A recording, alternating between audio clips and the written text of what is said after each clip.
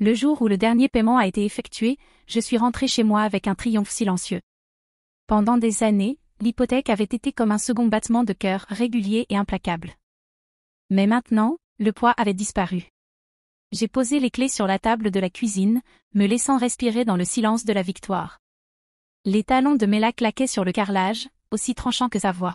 « Parfait », dit-elle, les lèvres étirées en un sourire qui n'atteignait pas ses yeux. « Maintenant, rends-moi les clés. Cette maison appartient à ta sœur. » J'ai cligné des yeux, sûr d'avoir mal entendu. Mais Céline traversait déjà le salon avec son téléphone levé, racontant une visite vidéo à ses abonnés. Et voici mon nouvel endroit, gazouilla-t-elle, faisant un panoramique sur les murs que j'avais peints tard dans la nuit après le travail. La pièce a tangué. Ma gorge s'est serrée, comme si chaque sacrifice, chaque heure sans sommeil, avait été effacée d'un seul souffle. Ma poitrine montait avec des mots, je voulais crier que chaque dollar avait été le mien, que cette maison existait grâce à moi, mais aucun son ne sortit. À la place, je suis restée figée, portant le poids de leur regard suffisant. Mela tapotait ses doigts contre le comptoir. Ne dramatise pas. Tu as fait ta part. Maintenant, laisse Céline vivre la vie qu'elle mérite. La chaleur monta sous ma peau, mais je forçai ma voix à rester calme. Je me penchai en avant, rencontrai le regard de ma mère, et murmurai 4 mots. Juste 4, mais ils la stoppèrent en plein sourire, son souffle s'accrocha et la couleur disparut de son visage. Céline rit, me balayant d'un geste de la main. Mela se reprit rapidement, plissant les yeux. Tu ne penses pas ce que tu dis, dit-elle d'une voix fragile. Mais sa main trembla lorsqu'elle tendit la main vers les clés. Je ne les ai pas bougées. Je me suis simplement assise, laissant le silence s'étirer, sachant déjà que ce n'était que le début. Lorsque les finances de Mela se sont effondrées, c'était comme une tempête silencieuse. Personne d'autre ne semblait s'en rendre compte. Les factures s'empilaient sur le comptoir, les avis de retard cachés sous les magazines, et le bourdonnement constant de sa voix insistait sur le fait que tout était sous contrôle. Je savais mieux. C'était moi qui entrais à la banque, signais les papiers et acceptais une hypothèque qui me saignait de 7500 $ chaque mois. Je me disais que c'était temporaire, un pont jusqu'à ce que ma mère retrouve pied. Ce pont s'est étendu sur des années. Je travaillais la nuit, lorsque la lueur de mon ordinateur portable était la seule lumière dans la maison, prenant des missions secondaires, répondant aux emails à l'aube, annulant des vacances avant même qu'elles ne soient planifiées. Mon salaire servait au paiement, mes revenus l'annexent aux réparations et aux améliorations. Je portais tout cela en silence, croyant que le silence était une forme d'amour. Mela a pris ce silence et l'a déformé. Elle disait aux voisins et aux proches que j'étais à l'aise, que je ne portais pas vraiment de poids. Mes sacrifices, invisibles par conception, devenaient le carburant de son récit selon lequel j'avais contribué moins que je ne l'avais fait. Et Céline, eh bien, elle avait toujours été l'élue. Quand nous étions filles, Mela célébrait ses plus petites victoires, le solo de Céline dans la pièce de l'école, sa réussite en maths. Pour moi, la barre se relevait à chaque fois. Ta saison viendra, disait-elle, tapotant mon épaule comme si la patience était un prix. Je l'ai cru bien trop longtemps. Même notre voisine, Madame Caton, avait incliné la tête en voyant la voiture de Céline garée à ma place attribuée. « Pourquoi prennent-elles toujours ta place ?» demandait-elle. Je riais, disant que ça n'avait pas d'importance. Mais au fond, je savais que si. Chaque compromis, chaque abandon silencieux les avait habitués à considérer mes sacrifices comme de l'air. Et maintenant, le jour où j'avais enfin remboursé l'hypothèque, elle se tenait dans ma cuisine comme si la maison n'avait jamais été à moi. Avec le recul, j'ai compris que la demande de ma mère pour les clés n'était pas née ce jour-là. Elle avait été répétée pendant des années, murmurée comme une prophétie chaque fois que Céline trébuchait et que Mela devait apaiser sa fierté blessée. Un jour, cette maison sera ton départ, lui répétait-elle sans cesse, comme si mon travail et mes sacrifices n'étaient que des espaces réservés au confort de Céline.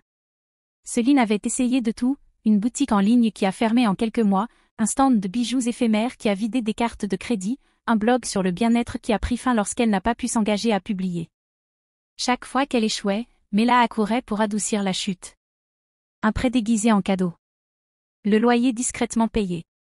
Des excuses inventées lors de réunions familiales sur le fait que Céline était juste trop créative pour être enfermée.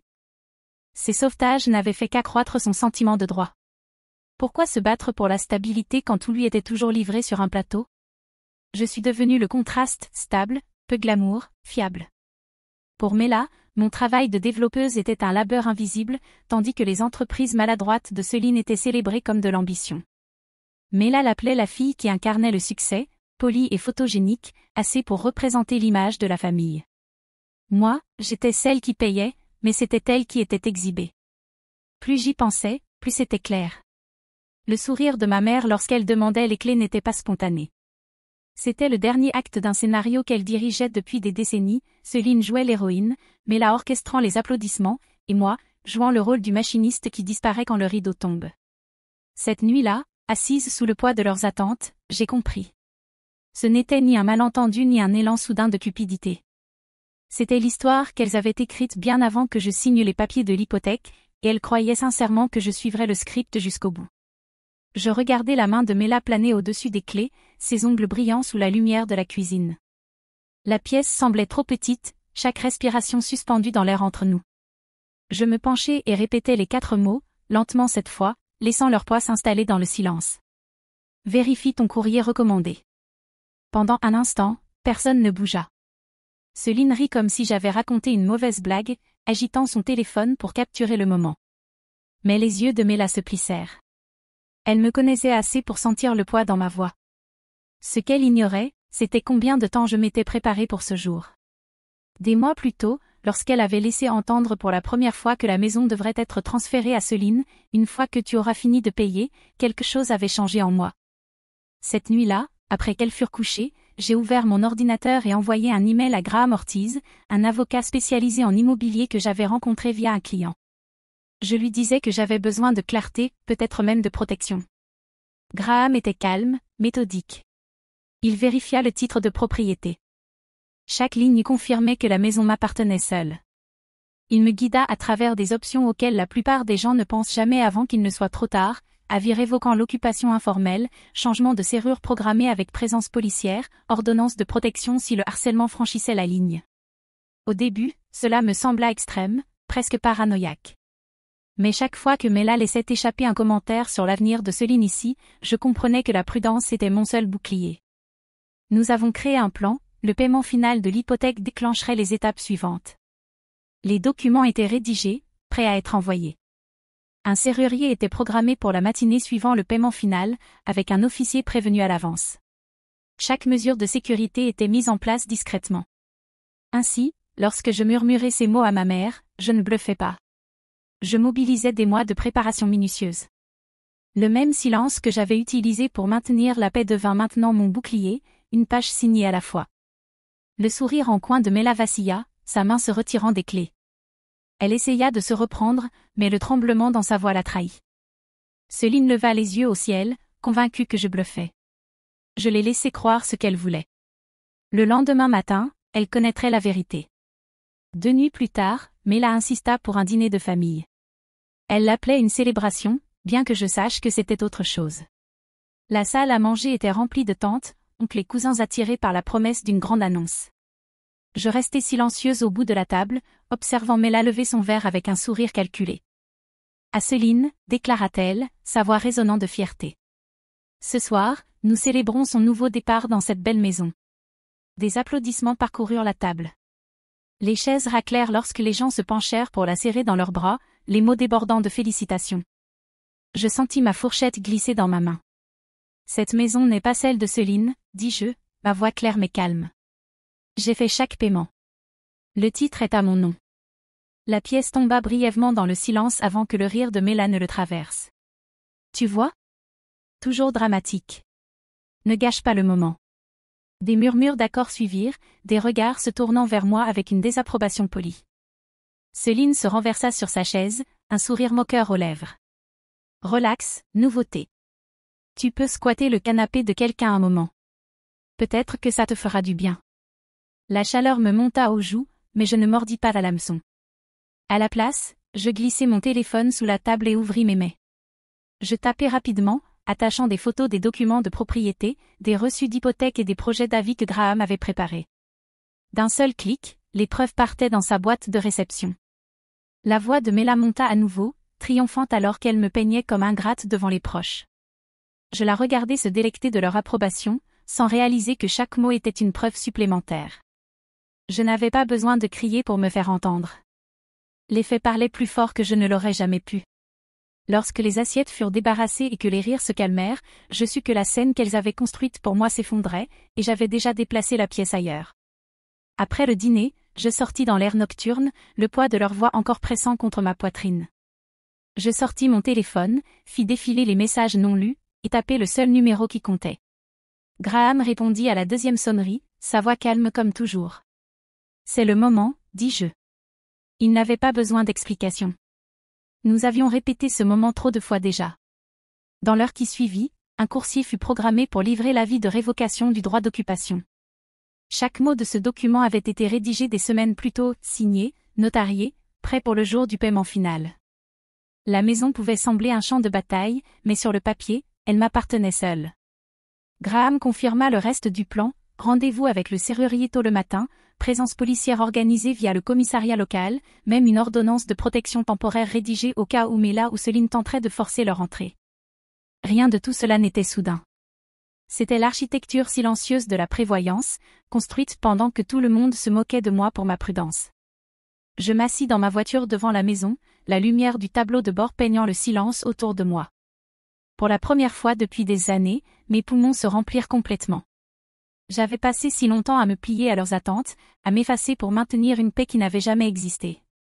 Maintenant, l'équilibre changeait, non pas par des cris ou des poings sur la table, mais par des pages signées et un seul appel téléphonique. À minuit, Graham envoya un texto, coursier confirmé. Les documents seront entre leurs mains d'ici le matin.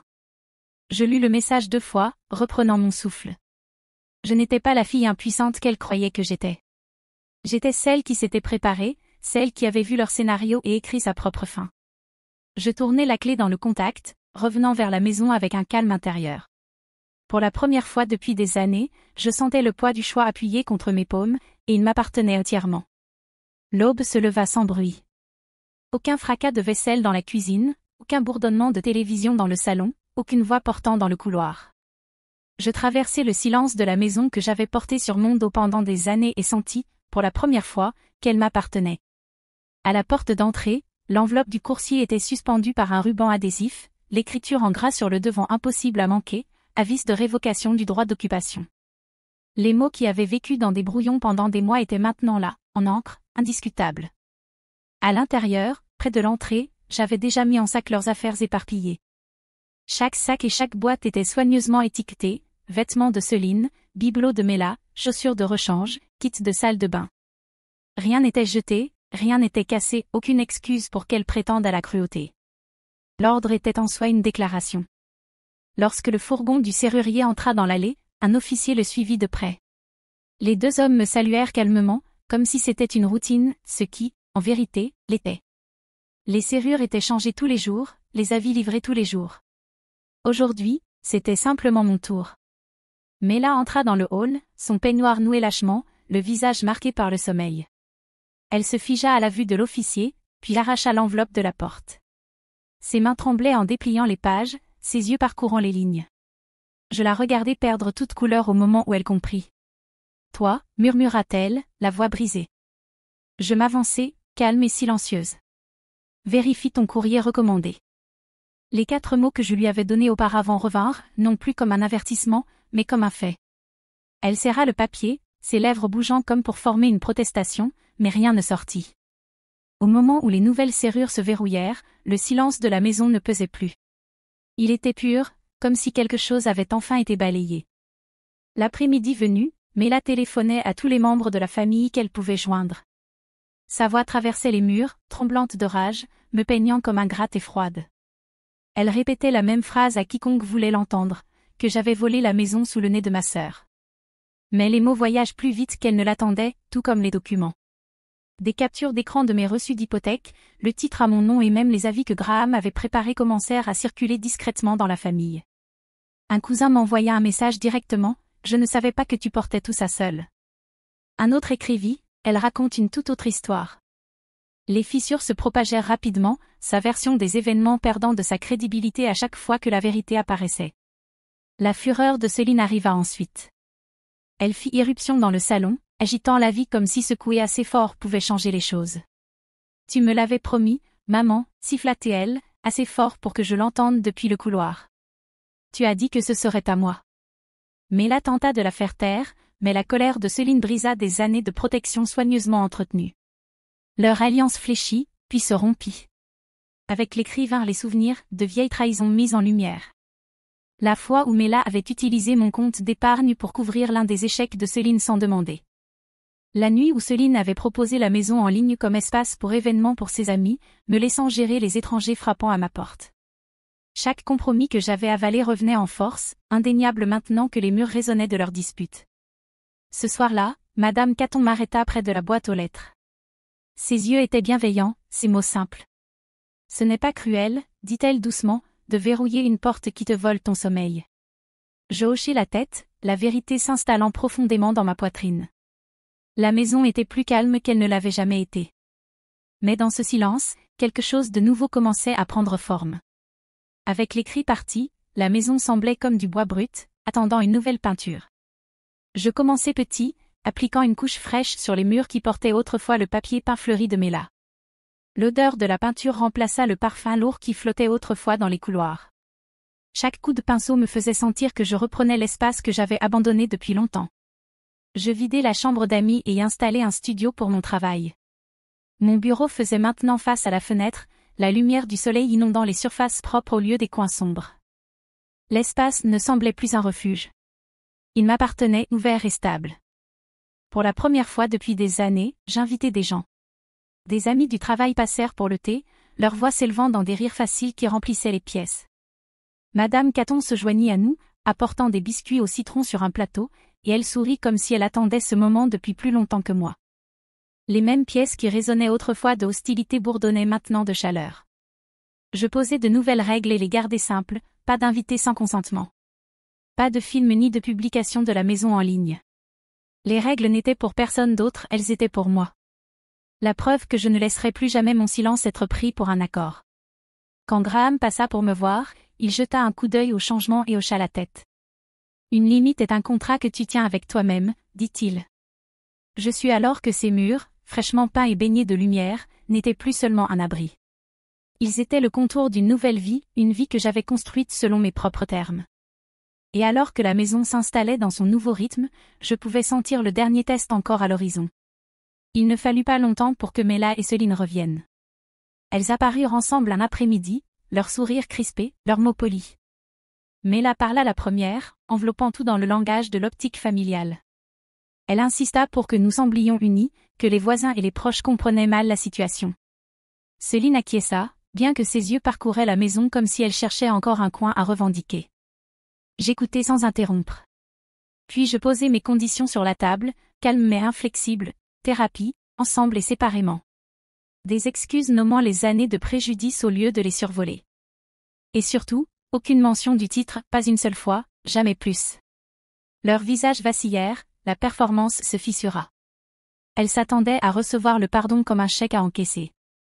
Ce qu'elles reçurent à la place fut un miroir. Après leur départ, le silence s'installa de nouveau dans les murs. Je rassemblai mes papiers et allai chez le notaire, déposant un plan successoral qui verrouillait l'avenir de la maison. Si elle pensait jamais y revenir, elle trouverait du fer au lieu de chair. En rentrant chez moi, je me sentais plus légère. Une maison, réalisais-je, n'est rien d'autre que du bois et des murs. Elle peut être construite, vendue ou perdue. Mais un foyer est différent. C'est l'espace où l'on refuse de marchander sa dignité. C'était cela que j'avais construit ici, non pas avec l'argent seulement, mais avec le choix de cesser de m'effacer. Je verrouillai la porte ce soir-là, arrosai le fougère sur le porche et pris mon sac pour le travail. Derrière moi, la maison demeurait silencieuse.